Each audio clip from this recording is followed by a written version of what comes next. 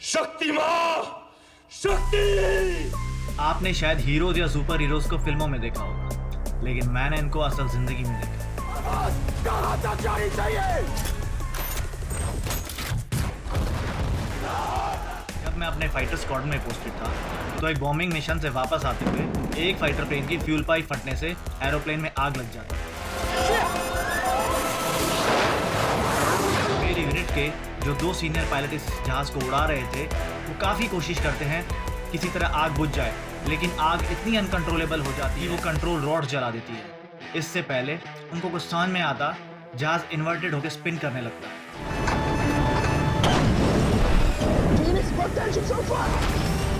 Oh my God.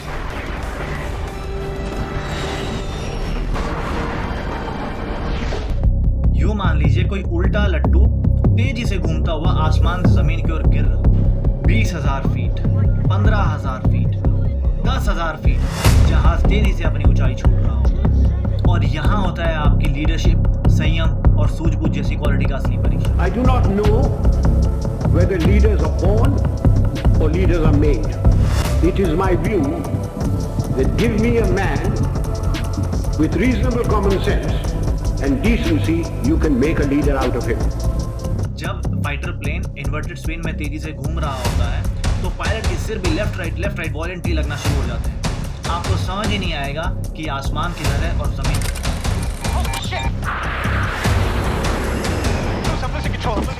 I can't control it. We'll recover. Shit. Come on up, man. We're out of control. This is not good. It's not good. Ben, heading out to sea.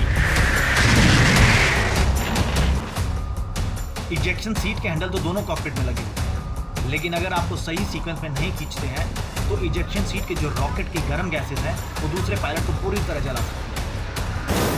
Head forward, Goose. I can't reach the ejection handle. Goose, start. Eject. Watch the canopy. Top gun का यह scene सबको याद होगा जिसमें ejection के दौरान goose की मौत हो जाती है।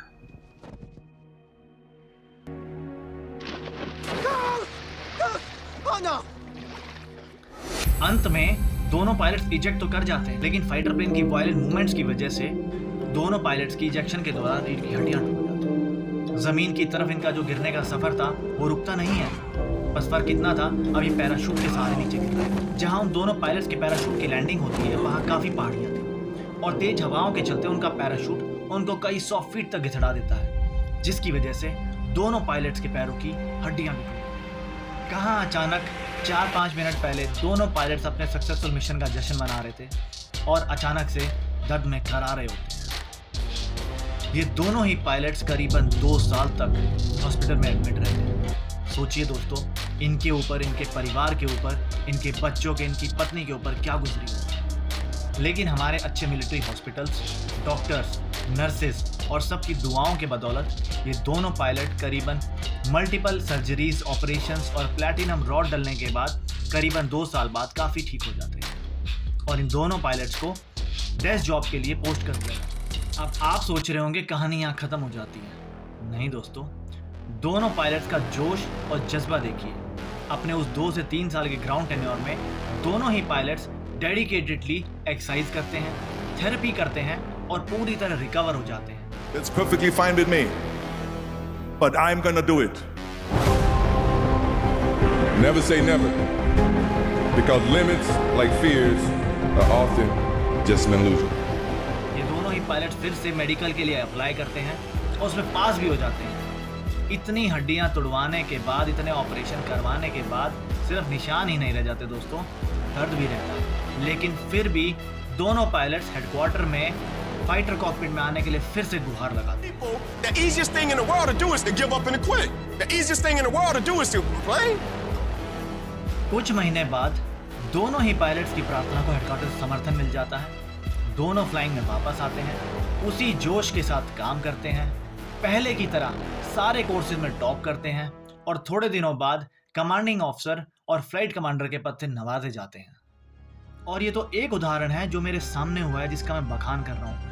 मिलिट्री फोर्सेज में आपको ऐसे ना जाने कितने उदाहरण मिलेंगे जहां जवानों के ग्रेनेड ब्लास्ट में, बॉम्ब ब्लास्ट में पूरे हाथ पैर उड़ जाते हैं उनके शरीर में हजारों शापनल घुस जाते हैं जो उनके शरीर का हिस्सा बन जाते हैं, लेकिन फिर भी ये लोग खुशी खुशी अपना काम करते हैं।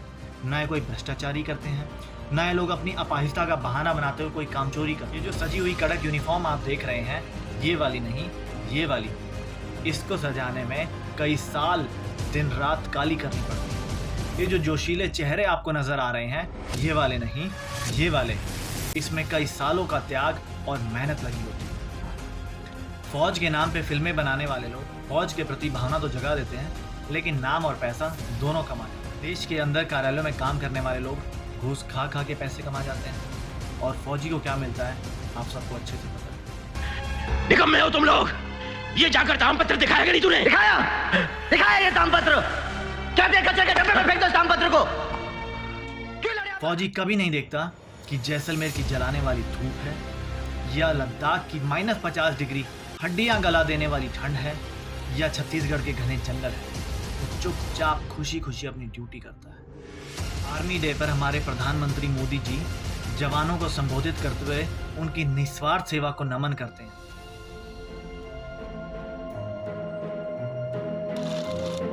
काश ये थोड़ी सी निस्वार्थ सेवा हमारे देश की जो बाकी सिविल ऑर्गेनाइजेशंस हैं ये भी दिखाएं, तो देश का थोड़ा उद्धार हो जाए।